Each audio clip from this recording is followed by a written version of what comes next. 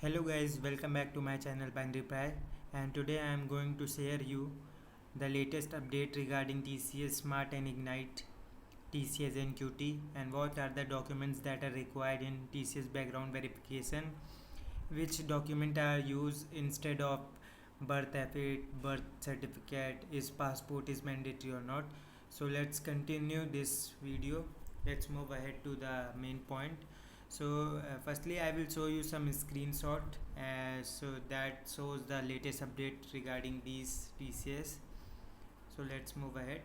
So TCS smart and ignite interview जो जून में exam हुआ था एंड जिसका इंटरव्यू जुलाई में हुआ था, तो उसके लिए सारे मतलब अब टी सी एस के H R document required mail भेजना शुरू कर दिए हैं. दैट्स मीन दैट आप इससे एक्सपेक्ट कर सकते हैं कि आपने अपना इंटरव्यू निकाल लिया है.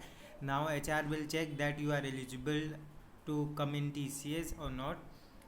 तो इसमें टी सी एस के थ्रू कई सारे डॉक्यूमेंट मांगे जैसे जैसे आधार card, 10th marksheet, 12th marksheet, under graduation में कई लोग पूछ रहे थे कि उनके पास अगर लास्ट सेमेस्टर की मार्कशीट नहीं है तो कोई प्रॉब्लम होगी कि नहीं.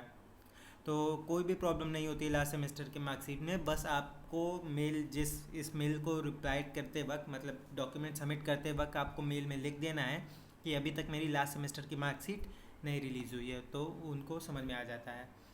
एंड अगर आपके पास कोई एक्सपीरियंस हो, आपने कोई स्टार्टअप में काम किया हो, तो उसकी डिटेल्स भी आपको शेयर करनी पड़ती है. और इन सारे डॉक्यूमेंट्स को आपको एक सिंगल पीडीएफ में बनाना रहता है with the name, reference ID. पहले आपका रेफरेंस आईडी रहेगा, फिर अंडरस्कोर आपका नेम रहेगा. सो ये मेल आना शुरू हो गया है. टीसीएस इग्नाइट के कैंडिडेट को पहले आता है, फिर टीसीएस स्मार्ट कैंडिडेट को कुछ वीक में आता है. Like within a week TCS smart candidates को भी आने ये मेल शुरू हो जाएंगे. एंड ये मेल्स कई लोगों को आया है. इसमें कुछ टाइम लाइनिंग भी दी रहती है. जैसे इसमें लिखा है 6 अगस्त को आपको 7 PM के बिफोर आपको रिप्लाई करना है. तो बाय चांस अगर आप मेल मिस करते हैं और कुछ घंटे बाद रिप्लाई करते हैं तो इट इज़ वैलिड, आपको प्रॉब्लम नहीं होगी. लेकिन मेक श्योर आप अपना ईमेल चेक करते रहें, क्योंकि अगर ज़्यादा डिले हो जाता है 1 डे या 2 डे तो इट मे कॉज कि आपको ऑफर लेटर जनरेट ना हो. सो नेक्स्ट अपडेट इज़, कई लोगों ने पूछा था कि T C S next step portal work नहीं कर रहा है and T C S NQT का रिज़ल्ट कब आएगा. तो लोग मेल करते हैं टी सी एस को, तो एक एच आर ने रिप्लाई किया है कि टी सी एस NQT का रिज़ल्ट मोस्ट प्रोबेबली अगस्त के एंड में आ सकता है. So be patient and keep learning. Now move ahead. So document submission के बाद कई लोगों के पास ऑफर लेटर भी आ चुका है. टीसीएस इग्नाइट का कई लोगों के पास आया है एंड इसका ये मेल है कि आपको मेल आता है कि आप अपने टीसीएस नेक्स्ट स्टेप पोर्टल पे जाके आप अपना ऑफर लेटर एक्सेप्ट कर लीजिए. अब कई लोगों के मन में ये क्वेरी रहती है कि मेरे को अभी तक मेल नहीं आया है. तो आप लोगों को वरी करने का कोई प्रॉब्लम नहीं है. ये मेल टीसीएस के एचआर फेसेस में भेजते हैं, नॉट अ सिंगल डे आप सबको मेल नहीं आता है. आपको एक दिन के गैप में आ सकता है, मीन्स आज आया है कल आएगा, तो आपको प्रॉब्लम नहीं है. एंड एक चीज़ ये भी होती है कभी कभी कि टीसीएस इग्नाइट के लिए जो शॉर्ट लिस्ट होते हैं उनको डिमोट कर दिया जाता है टीसीएस स्मार्ट में, तो उनका मेल थोड़ा और लेट आता है. आई मीन जब सारे स्मार्ट का आता है तो उनका मेल आता है. एंड समटाइम्स ऐसा नहीं होता है कि टीसीएस इग्नाइट वाले डिमोट होके स्मार्ट में चले जाते हैं, कभी कभी रिजेक्शन भी फेस करने पड़ता है. एंड स्मार्ट वालों को कभी प्रमोशन नहीं मिलता है. बहुत ही लीस्ट 1% चांस होते हैं कि कभी प्रमोशन मिले. बाकी अगर उन्होंने इंटरव्यू अच्छा नहीं दिया रहेगा स्मार्ट कैंडिडेट ने, तो उनको रिजेक्शन मेल नहीं आता है. रिजेक्शन का एक T C S next step portal पे पर्टिकुलर मेन होम सेक्शन में आपको मैसेज लिखा रहेगा कि you have been rejected. So अभी तो पोर्टल अपडेट हुआ है, तो अभी इस टाइम पे कैसा रिजेक्शन आएगा कैसा नहीं वो अभी तक नहीं आया है. सो आप लोग थोड़ा वेट कर सकते हैं, क्योंकि कभी कभी रिज़ल्ट आने में 1 मंथ लगता है एंड मैक्सिमम 2 मंथ्स भी लग जाते हैं. खासकर पुणे रीजन में 2 मंथ भी लग जाते हैं कभी कभी. एंड कोलकाता रीजन में भी कभी टाइम लगता है. नाउ ऑफर लेटर आ गया है. इसमें कई प्रयागराज आई मीन उत्तर प्रदेश के लोगों को टीसीएस इग्नाइट का ऑफर लेटर आ गया है 12 तारीख को. सो अब ऑफर लेटर आना स्टार्ट हो गए हैं. कई लोगों ने पूछा था टीसीएस को मेल करके कि 10th की मार्कशीट लगा सकते हैं इंस्टेड ऑफ बर्थ सर्टिफिकेट और बर्थ एफिडेविट, तो यस, आप 10th की मार्कशीट लगा सकते हैं बर्थ सर्टिफिकेट या बर्थ एफिडेविट के जगह पे।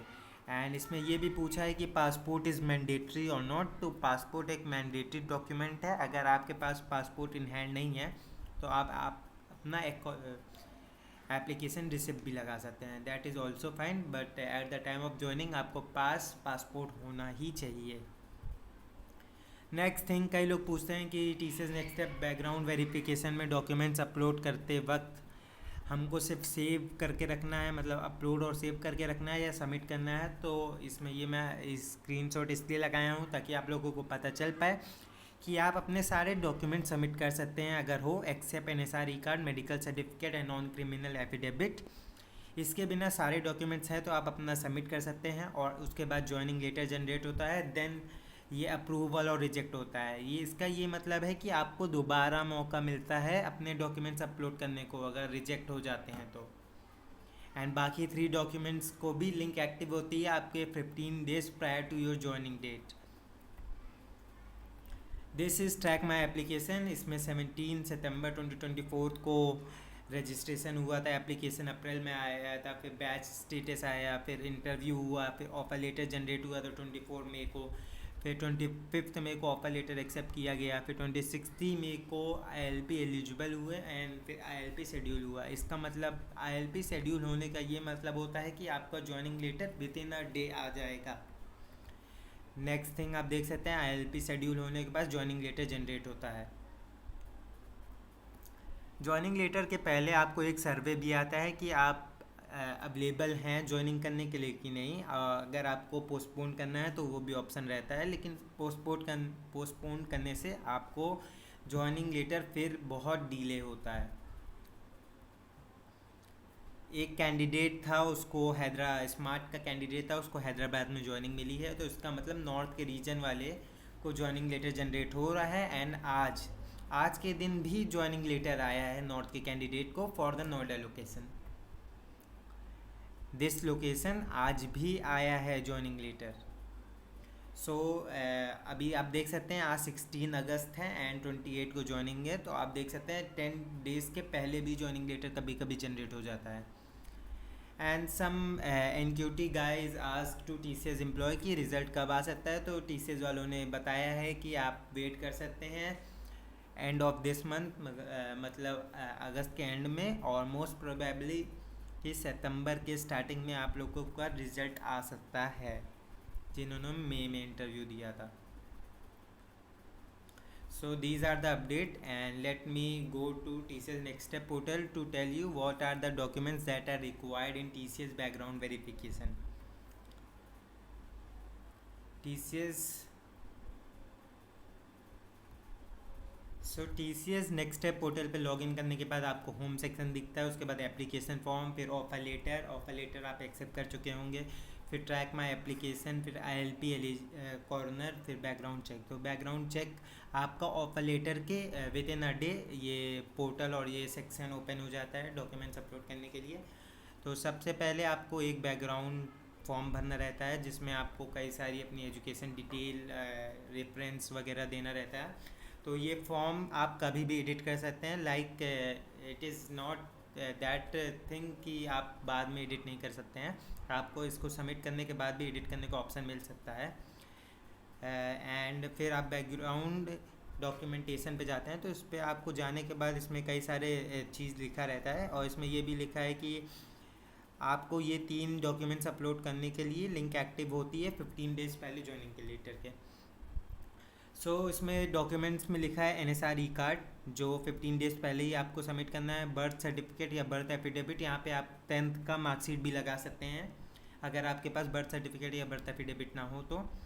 उसके बाद एड्रेस प्रूफ में आप लोग कई सारे प्रूफ दे सकते हैं, लाइक पासपोर्ट, राशन कार्ड, आधार, ड्राइविंग लाइसेंस, LIC पॉलिसी, और भी सारे डॉक्यूमेंट्स लिखे हैं, इसको दे सकते हैं। फिर आधार कार्ड आपको देना पड़ता है, फिर पैन कार्ड आपको अपलोड करना पड़ता है। पासपोर्ट में आप या तो पासपोर्ट अपलोड कर सकते हैं या फिर आप एप्लीकेशन रिसिप्ट भी अपलोड कर सकते हैं, दोनों वैलिड होते हैं। ID प्रूफ में आपके पास voter ID card, ration card, driving licence, bank passbook या पैन कार्ड अपलोड करना पड़ता है, इनमें से कोई एक ही डॉक्यूमेंट्स अपलोड करना पड़ता है। फिर 10th marksheet, 10th certificate is optional. 10th certificate CBSE board को नहीं मिलता है, तो इसको आप स्किप कर सकते हैं। फिर 12th का मार्कशीट अपलोड करना पड़ता है, एंड सेम 12th सर्टिफिकेट भी ऑप्शनल है।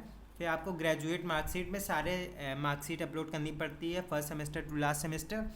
And the next is graduation degree certificate. Provisional degree आप अपलोड कर सकते हैं, कोर्स कंप्लीशन सर्टिफिकेट ऐड कर सकते हैं, या बोनीफाइड लेटर ऐड कर सकते हैं। तीनों में से कोई भी एक डॉक्यूमेंट्स ऐड कर सकते हैं। मेडिकल सर्टिफिकेट आपको 15 डेज़ पहले ही अपलोड करना रहता है। एंड लास्ट, अगर आपके पास कोई अदर क्वालिफिकेशन है, उसका सर्टिफिकेट है तो अपलोड कर सकते हैं, नहीं है तो कोई बात नहीं। अगर आपके पास एडिशनल टेक्निकल और फॉरेन लैंग्वेज का भी कोई सर्टिफिकेट है तो अपलोड कर सकते हैं, नहीं तो कोई बात नहीं। And last document is non criminal affidavit. ये आपको 15 डेज़ पहले ही अपलोड करना रहता है। सो आप अभी इसको अपलोड, अगर आपके पास सारे डॉक्यूमेंट एक्सेप्ट दीज 3 डॉक्यूमेंट, तो आप अपलोड और सबमिट कर सकते हैं। आपको बाद में मौका मिलेगा री अपलोड करने का, अगर कोई भी डॉक्यूमेंट रिजेक्ट होता है या अप्रूव होता है। आपको वरी करने की प्रॉब्लम नहीं है। एंड इसके बाद भी अगर आप लोगों को कोई भी क्वेरी है तो आप कमेंट में आस्क कर सकते हैं, मैं डेफिनेटली आपके सारे क्वेरी को आंसर करूँगा। If you are new to my channel, please subscribe for upcoming updates. Thank you guys, bye bye.